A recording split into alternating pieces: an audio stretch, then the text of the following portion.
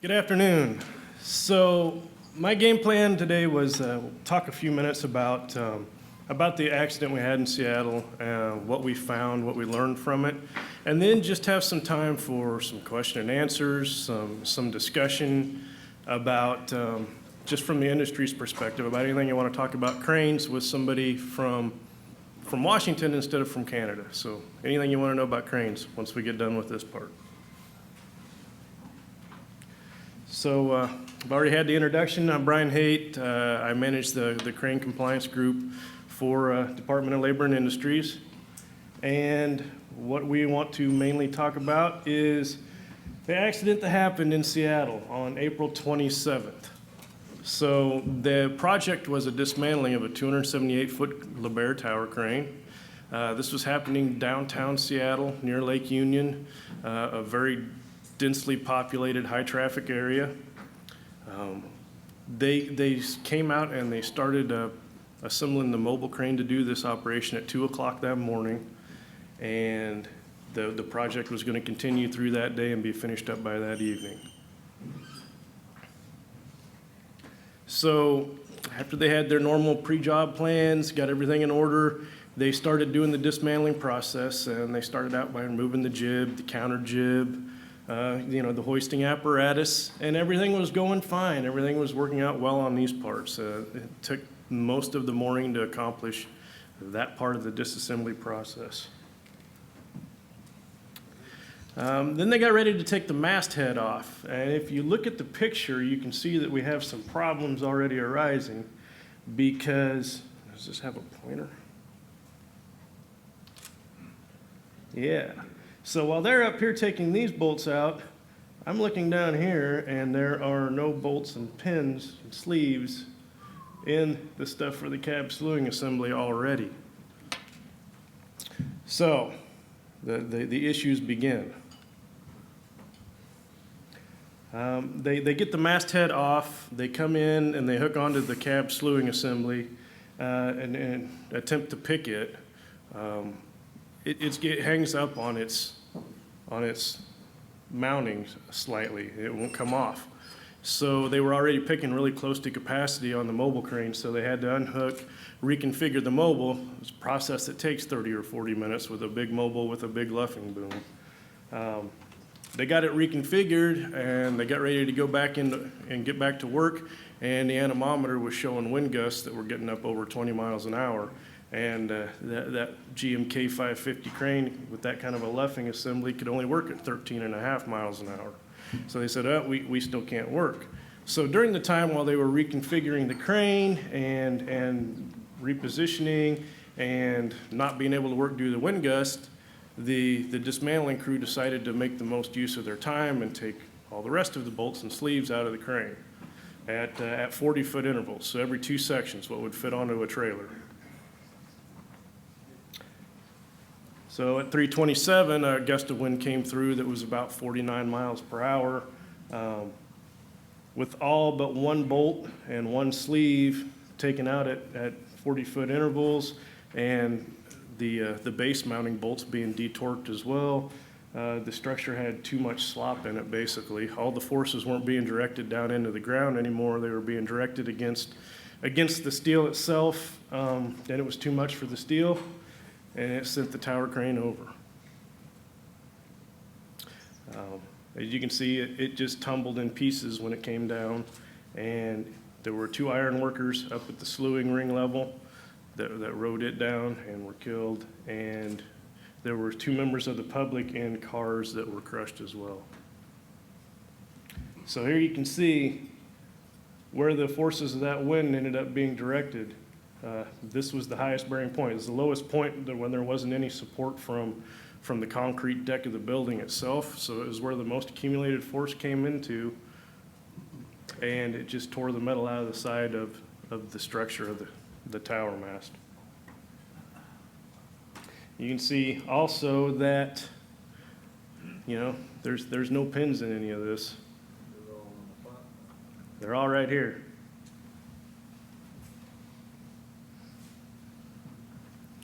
So this is the base section. This is from a ECH 630. They usually use a 630 base section when they use 550 tower.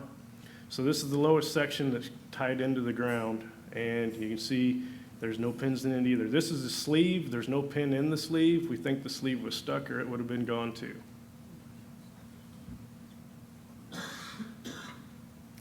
So we learn all this part fairly quickly. It's pretty obvious, what happened, what went wrong here. But then the question comes up, well, why would they have done this? Why did they take this all out? So I started looking into it. And the more I hear from people I know around the industry, around the country, and the more we interview different people involved in this accident, the more it becomes clear that this kind of stuff has been going on in the industry for a long time. So, let's talk about this first. This is what the manufacturer procedures had to say about how they should have disassembled the crane. And it says right around in here that you should hook on with the assist crane to the section, tighten up on it enough that you are supporting that with the assist crane before you remove any of the connections. So what they're doing is completely against manufacturer's procedures. But as I was looking into it, I found out that this wasn't the first time something like this had happened. So in Dallas, Texas in 2012, they were disassembling a Commodore crane and had a similar collapse. I happen to know the person that was called in as the expert to investigate this accident, and he told me that they came in and they took half of the bolts off of this crane, and all of them were off the same side, and that was the side that the wind was coming from. So it blew it over. It's like, okay, that should have served as quite a wake-up call. But yet we had this happen in Seattle in 2019. And I did some more looking around. In the UK in 2005, there was another one where you can see that the crane came tumbling down in sections. Obviously, again, they had taken loose connecting points early. So after looking at this stuff, after talking to enough people who were saying it's common practice out there for people to take loose connections and loosen bolts and remove pins and sleeves early, maybe not to the extent of this one, but some. And every one of those pins or bolts that gets loosened or taken out, it affects the structural integrity of that tower. It affects its ability to direct the forces where they're supposed to be directed to. So every time each one of those that comes out increases the risk just a little bit more that if something happens, if there's a weather event, and these are all-day processes, there's no way of knowing. They had perfect weather the first half of this day. Then all of a sudden, the wind direction changed and the gusts started coming up. So you can't say, well, it's an acceptable level of risk for us to just take half of them out, because that'll surely support it all right. We're not loading the crane or anything. We've already got the jib and the counter jib off. It doesn't work out because it does increase the risk however much. And then if they have a sudden wind event come up, especially when you got a lot of high rises surrounding it, you can end up creating a tunnel in there, and it can increase it even more. It can be enough to overload the integrity of the crane then. So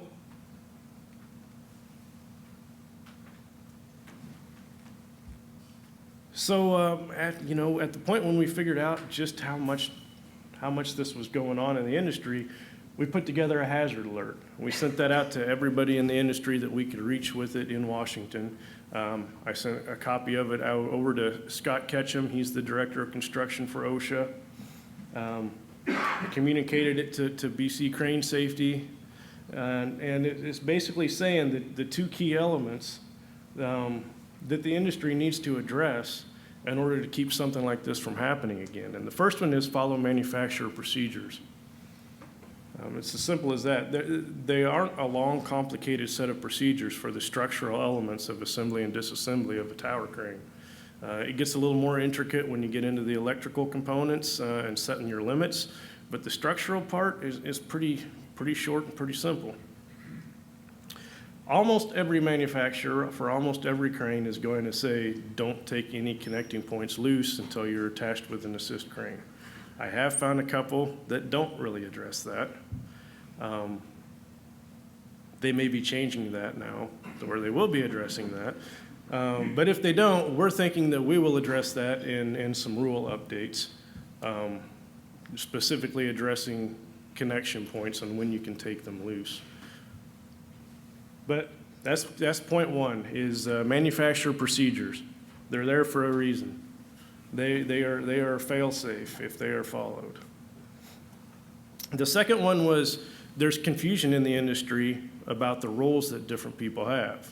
And it's understandable to see why. You have a general contractor, you have subcontractors that they've brought in to do the erection or the dismantling, you have the technician that's coming over from whoever they're leasing the crane from or whoever they bought the crane from. And there's some assumptions that end up getting made.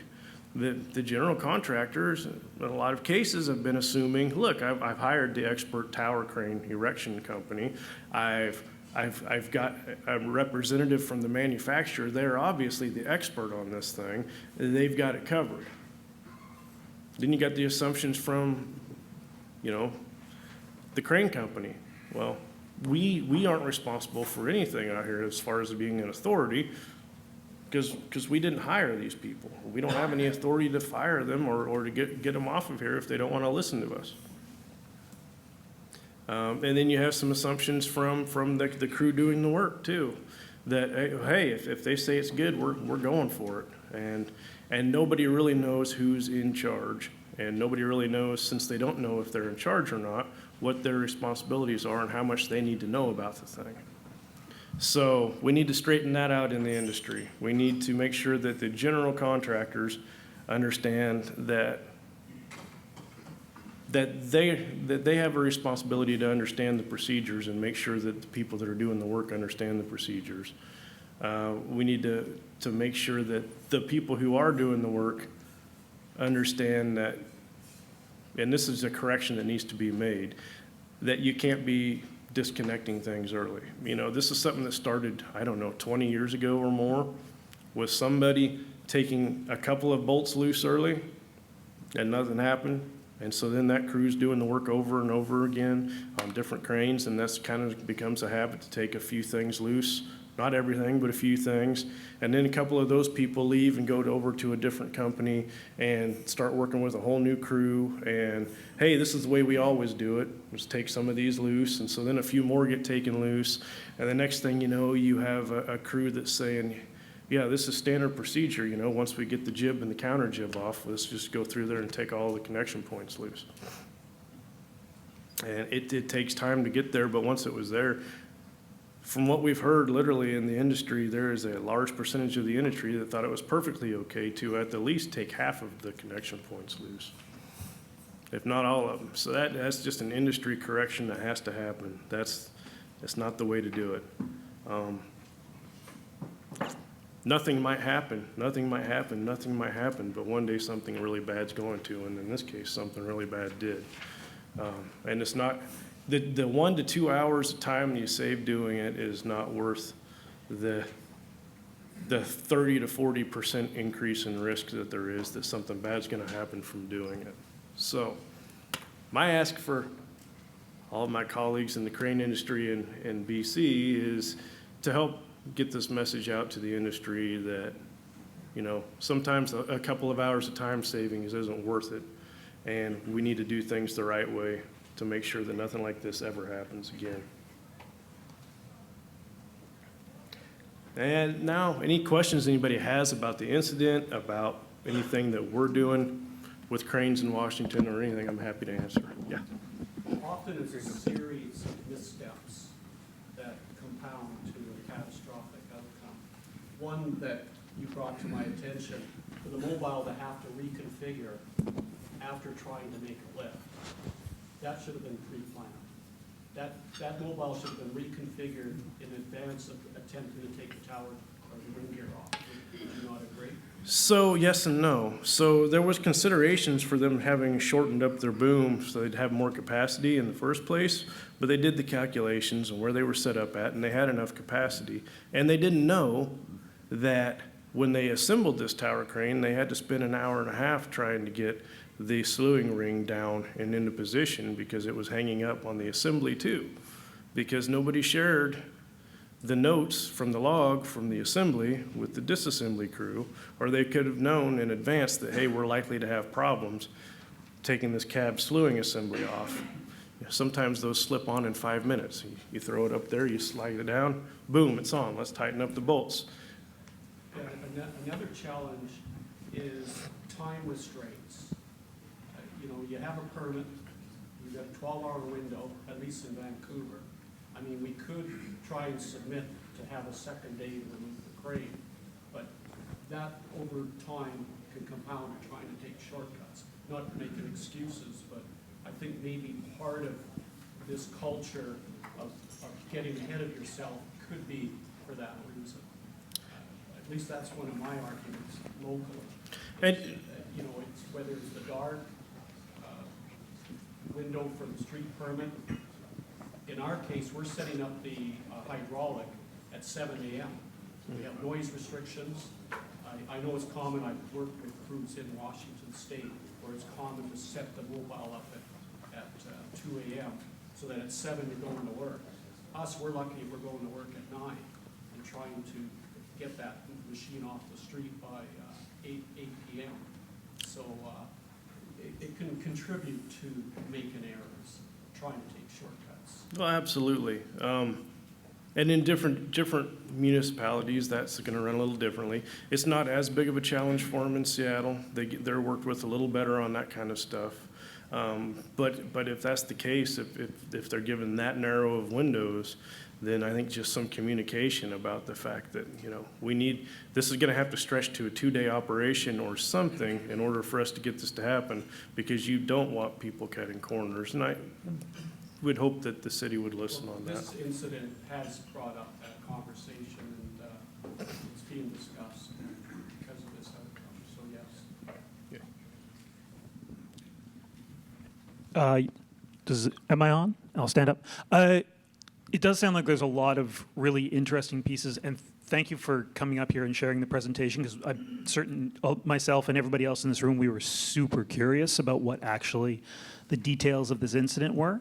Because there's a lot of learning involved in it, is there any plan by your organization to put out a lesson learned or perhaps a redacted or privacy blinded version of your inspection that could be made publicly available, just so that it could reach a wider audience? That hazard alert was great, but it doesn't, it probably misses some of the context, like talking about the fact that it had become general industry practice, and also in this certain circumstance, all the compounding factors along with the bad practice that led to the incident. So, since this was a fatality investigation, most of the inspection won't be available to the general public. The citation and notice can be requested from public records, but that'll be the only part that goes out, and it's in respect for the families. If you want to see almost about every question and answer I can think of, tvw.org has the complete press conference we did on it, complete with questions and answers. So it has me having to awkwardly answer all kinds of questions that probably cover about everything. How was that experience? It was good, except you guys have a lot better sound set up. Your crew over here is awesome. And unfortunately that day, all of the microphones were interfering with each other, and it was kind of a circus. So I really appreciate it, guys. I think it will have everything you can think of. One thing I did forget to mention is we just issued a compliance directive based on the hazard alert that we sent out and all of the media attention that this thing has generated. We sent out a compliance directive that says that if we go out on a compliance inspection to a tower crane erection or disassembly, and we find that they are not following the manufacturer's procedures or they have not appointed a competent assembly disassembly director, it's an automatic willful violation. So. Then I'll pose just one follow-up question before I give Jared the microphone, and that is, can I then recommend? Because I'm thinking of the Macondo well incident. There was a publication that came out of that basically was a very high-level discussion of the investigation and the various compounding factors that led to that major incident. And thinking of the things that could be learned, there might be a possibility for your organization to produce a publication that's both respectful to the families as well as discussing it. So I'm just going to plant that one, let you think about it. And Right, turn this- so we have a piece of our organization that's called SHARP, and they put out FACE reports, which are fatality accident reports that are high-level overviews of exactly like what you're talking about. And I would imagine they're going to be getting a hold of me for sit-down session soon so that they can start compiling the information to put out a report on it, yes. But I let them do their job, so. Brian, just very quickly, and this is more professional curiosity, the cost of life aside, because that absolutely is unforgivable and horrible, but from a motivational perspective, you talked about liability and cost. What are the employers associated with this incident actually facing? I'm assuming there's some sort of penalty or something along the lines that's going to happen? So our penalties are peanuts. One company's $12,800, I think. One company's $25,000, and one company's $70,000. But I can guarantee that their attorney fees to date are probably 10 times that, and they're going to be in court for the next 15 years, and we are the least of their worries. All of the various lawsuits that they have filed and torts that they have filed against them from people that were on that street and even saw it, let alone people who were injured, the city themselves, the families, it's an enormous drain. This is going to be drained not only monetarily on these companies. This is going to be a drain on their manpower resources, their management who'd like to be focusing on doing a good construction, project, are going to be so busy focusing on this that it's going to drag on them in multiple areas. There's 2 hours of time savings or some hassle with the city trying to avoid either of those things. It's not worth the 1% chance that something like this could happen to any company. It's just not. So the unfortunate part about it, and just to finish that thought off, though, is the legal aspects of that is going to be a very insulated event. No one's really going to hear about that, and 15 years is a long time, and we all lose interest after a period of time. Maybe at the end of the 15 years we'll find out. But you said this happened in 2005. You said it happened in 2012. So there's this repeat thing that's going on. And so from a motivational perspective, is there not a network that OSHA is involved with that you can actually motivate the employers to understand better? I mean, I certainly understand the frustrations that are associated sometimes, but the communication piece and the clarity around it, I think it goes a long way. Right. And so in this instance, I can't speak to why it didn't get out farther in 2012. 2005 was, it was across the pond, and, it may not have reached over here. And in 2005, the world wasn't quite as small as it is these days for us to hear everything that happened as much either. But in this instance, we're doing our best to get the word out. We're doing our best to work with a lot of our companies that are multi-state and multinational corporations that can affect the industry in other areas. I've been in communication with federal OSHA to, so they can get the word out better on this one. And I'm up here today talking to you in BC because you're our neighbors, and this is a small industry where everybody knows everybody. And if I'm going to try to change the way that the industry and the way the crews are doing the work in Washington, it's going to be affected by what's going on in BC and vice versa. So we're all in this together. And It's just stuff that, you know, we got young iron workers coming into the trade, and they're gonna do whatever the guy that's been doing it for 20 years says is what they're supposed to do. And we need to just get in there and say, this is what you have to do, and don't worry about the shortcuts. Thank you very much. Anybody else? Are we on? Yeah, we're on.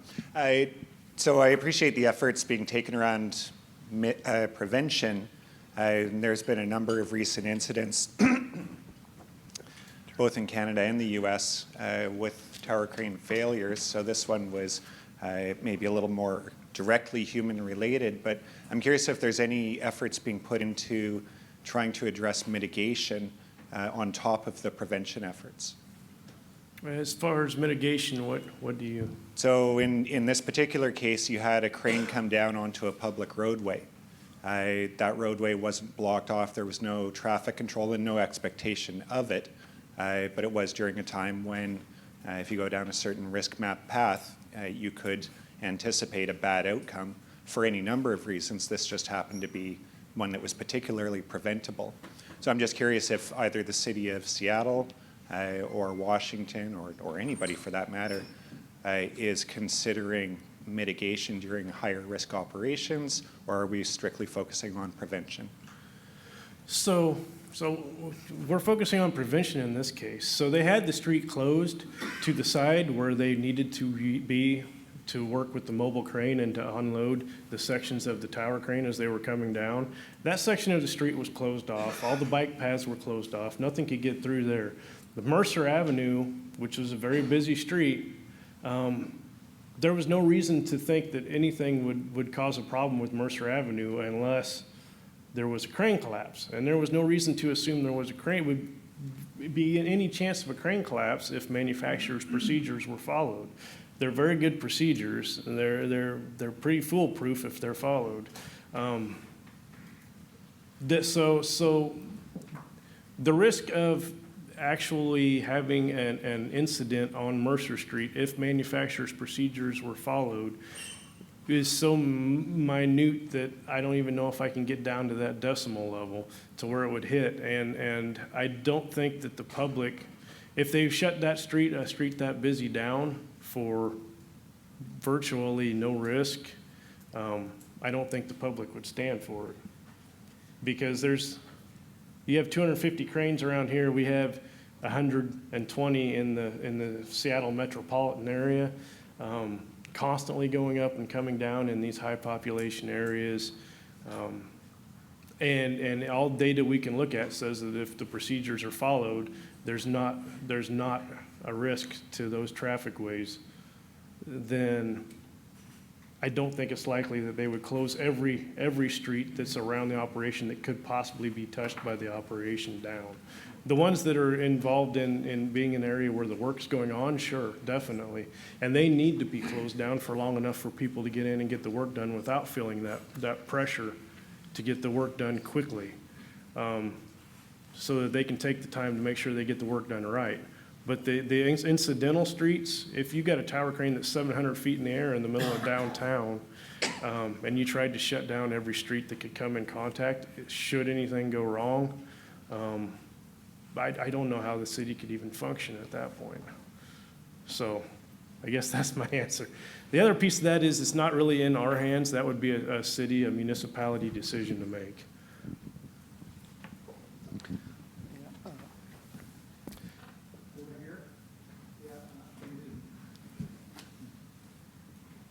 Yeah, so the weather was also a factor. There was strong wind. And isn't weather forecast a factor when issuing a permit for dismantling the crane?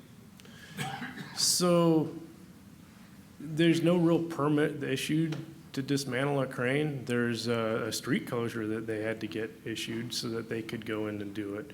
But as far as the weather goes, it's safe to dismantle that tower crane up to 26 miles an hour, I think it was. And the weather forecast that they had showed that it was going to be pretty good all day. And in fact, all the way through lunchtime, it was wonderful weather. The front came in the afternoon and shifted around. And even then, what it was showing for wind gusts weren't as high as the wind gusts that were actually coming through down between the buildings there.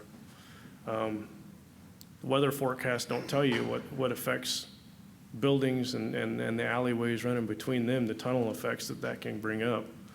So they weren't counting on seeing wind that was too much for the disassembly. Can you describe a bit about the disassembly crew, the experience level like? So it's a very experienced crew. I mean, this company does disassemblies on tower cranes all over the multiple countries, thousands of them. They are a union group. They use iron workers. Several of the iron workers that were on that crew were very experienced. There were one or two who were less experienced, and they were going to follow what the more experienced ones said to do.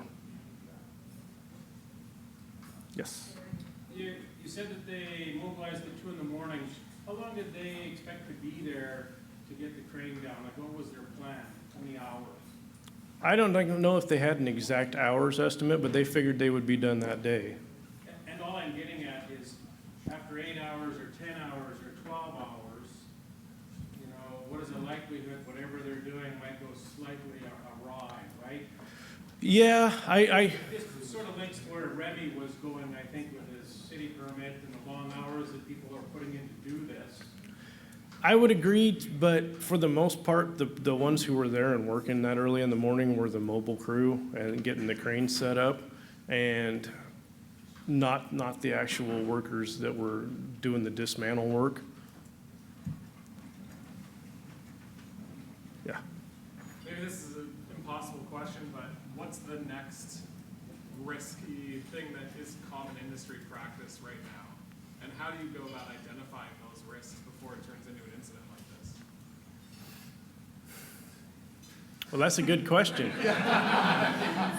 And if I had every answer for that one, I'd have it made. Maybe focus on the second part of the question. Like how do you try to identify those risks before it turns into something?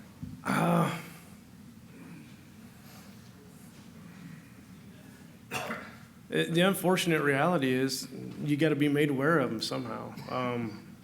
So if we see an accident trend, that's easy enough. You got the data then. But if you're not seeing, if something doesn't happen, then it's hard to catch it. And this kind of thing in particular, because when do all the assemblies and disassemblies tend to happen on tower cranes? For us, 95% of assembly disassembly stuff happens on the weekends because you got less traffic, right? It's easier to do those street closures. They send most of their crews home for the weekend, so they're not having people being held up where they can't be working. So it was mostly on the weekends, and you're not notified that it's going to be happening, then, you know, I send my guys out to work the weekends sometimes, but generally it's when I know there's something going on, because I'm not going to go send them to drive around for 8 hours on a Sunday when they could be, you know, having a work-life balance. So now we ask, you know, let us know when disassemblies are happening, and we'll probably make some changes in our rule that says you have to let us know when assemblies and disassemblies are happening, so that we have a chance to audit what they're doing. But, you know, this should have been something that was identified in 2012 by everybody. I wasn't working for the state yet in 2012. I was out sitting on a crane somewhere when that happened. But was it ever looked into why that information wasn't shared in 2012? you know, it was out there to an extent. It happened in Texas, which is OSHA jurisdiction. It happened when there really wasn't a lot of booming construction work going on. You know.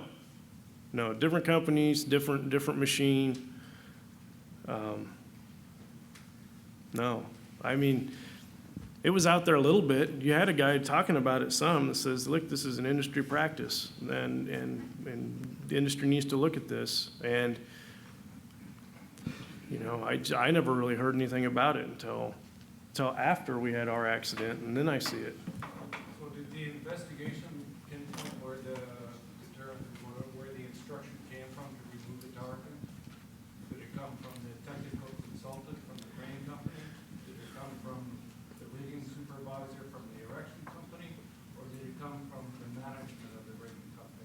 No, so it came from, there was no real direction to start doing it other than, hey, guys, let's start doing this. Oh, okay. But there was knowledge and acceptance of it from the erection company and from the manufacturer's representative. And the general contractor wasn't aware of what was going on because they just assumed we got the experts over here doing it. So the way we have things set up, at least in the Washington rule, and is it allows for redundancy. And I love redundancy in high-risk situations because it just increases the chances that whatever could go wrong is going to get caught before it does. So there should have been redundancy. You should have had an disassembly director who had read the procedures and was up to speed enough on it to recognize what they were doing out there and to clarify with them, hey, I want you following this to the T. So that was one set of eyes that could have caught things. The manufacturer's rep, who is serving as a qualified person, who is the expert on this machine, they should be saying, hey, this isn't the way to do it. This isn't the manufacturer's procedures that I have right here. So we can't do it that way. So that's two sets of eyes, two people that could have stopped things. And then there's the actual crew doing the work themselves, who should have been making sure that they were given a copy of the procedures and they understood them and then that they followed them. So there was three different opportunities to stop this from happening. And the fact that none of the three worked is not acceptable. And moving forward, it just can't be allowed to happen again. And I don't know if I ever really did answer your question on how to identify. Without having an incident happen, it's just not an easy thing to do. If they could be identified, they have been identified, unfortunately. Justin? Does Washington State have a third-party verification system for tower cranes As far as the certifications of them? once they're erected and put into operation? Yeah, so we have a third-party accredited, we call them certifiers. They're accredited by us. In order to get the accreditation, they have to have 5 years of crane-related experience, multiple years of inspection experience, and then they have to pass some exams that are developed by me and the NCCCO. So they are the same level as the ANSI accredited operator certification tests. I could have ANSI accredit them, but we decided that since there are exams, we would just accredit them as a state. And they pass that, then they meet accreditation, and then they can certify the machines. And we audit, my staff audits them. We go out and check some of the cranes that they've done every year to make sure they're doing a good job with their certifications. Tower cranes have to have a pre-erection inspection by the certifier, and once they go up at any site, they have to get certified, which includes a load test. And then once a year, as long as they're at that site, they have to get recertified. And then anytime they move to another site, they have to get certified again. What is that certification process? Is it mechanical or is it just structural? It's everything. They go up and they check functional controls, they check limits, make sure the limits are all set correctly, they do the load test, they're checking all the structural elements of the machine. Has there been any discussion about expanding that to supervising the erection and dismantle? The industry's talked about it a little bit. My thing is, I'm not sure if the certifiers are necessarily the right, are the right person to do that or not, but it's up to them. If the employers want to hire them to serve as their assembly-disassembly director, and they are competent to do it, and they have to be competent and qualified. A lot of them would be, some of them might not, but it's up to them. It's their decision. It's not anything that I can force either group to do. So we have one instance right now. So Microsoft is getting ready to convert their soccer field into several new buildings for their campus. So they're going to have 20 tower cranes crammed into this area. And they've already started going up. Some of them are going to be on rails going through the middle of the project so they can travel. And then they're gonna have other tower cranes that are hard mounted, you know, along the sides, and they got a couple of great big mobiles on the ends to cover any gaps. It's a circus. I told them to just put a job shop up out there, and I'd send my supervisor out to camp out there. But Microsoft hired one of our certifiers to just kind of oversee all of the different erection and dismantling that's going to be going on out there as their kind of personal auditor of the operation that's going on out there. So yeah, it can happen. Another question here? Was the certifier in this particular case made aware of the assembly problem with the radiator installation? Was the certifier made aware of the, During the assembly of the crane, you said that they had a problem putting the radiator Right. on. So the certifier, was he made aware or she made aware that that happened and documented? I don't think so. I mean, it was documented in the log of the crane company tech. That's where I read it. And I said it would have been nice if this tech had told the other tech about it that went out for the disassembly. But the certifier would have checked the components when they were on the ground, and then they would have called him back out the next day to check the whole thing over, set up the limits, make sure everything was functioning right, and do the load test the next day after they got it up. And the interim, while it was going up, he wouldn't have been out there. Are they responsible for reading that log? They're responsible for reading maintenance stuff. As far as that assembly goes, I don't know if they'd really consider that a maintenance issue that they'd put into the maintenance or not. So no, I wouldn't really say the certifier was responsible for checking the notes that the tech sent into his company. As long as that slewing ring was all functioning properly and there were no operational issues, that his certification is for the operational soundness of the machine. So.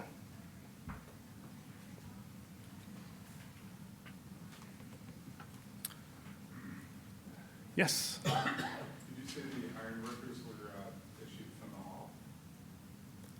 Yeah, they're issued from the hall. They're union. During the investigation, was it ever determined that they knew what they were doing was improper? Like, I appreciate that, you know, after talking to the industry, that it seems commonplace and it gets placed all over in different jurisdictions. But do you guys know if those two iron workers in particular even knew that what they were doing was in contravention to manufacturer recommendations? So they hadn't seen the manufacturer's procedures, and as far as they knew, I mean, this is what I heard from everybody in interviews. We've been doing this for years. We just assumed it was fine. In this case, the tech told them it was fine. You know, he even helped them. And they had one of the new guys that said, hey, should we be removing these pins? And the older ones say, well, yeah, we do it all the time. It's fine. And the tech's right there, and he says it's fine.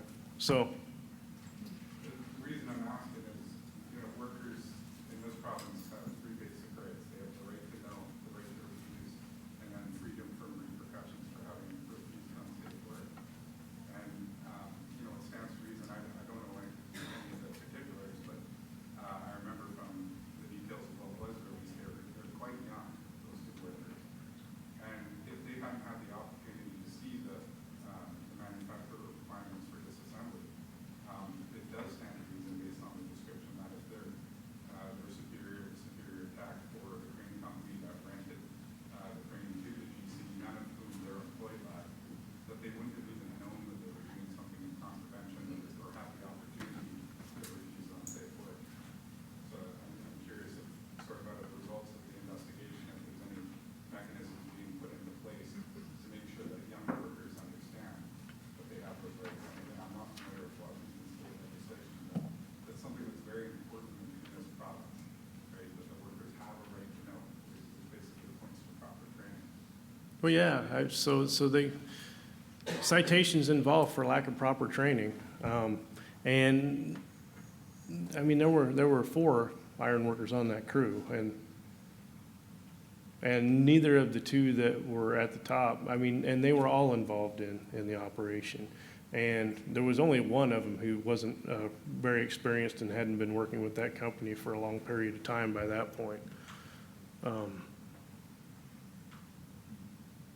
much experience did the technical consultant The technician, he had a few years in at least. He had enough. He had enough that, to read a manual, yeah.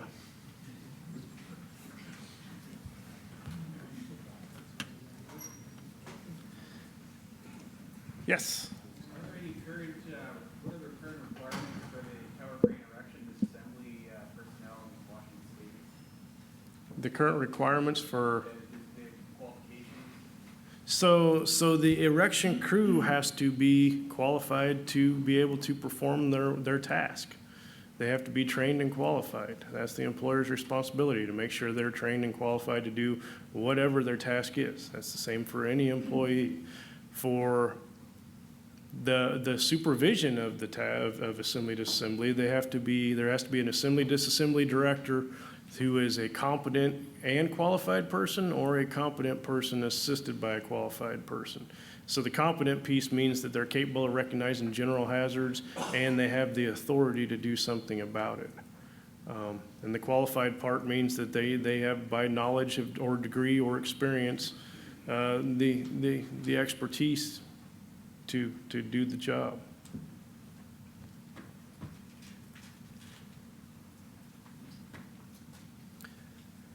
Any other questions?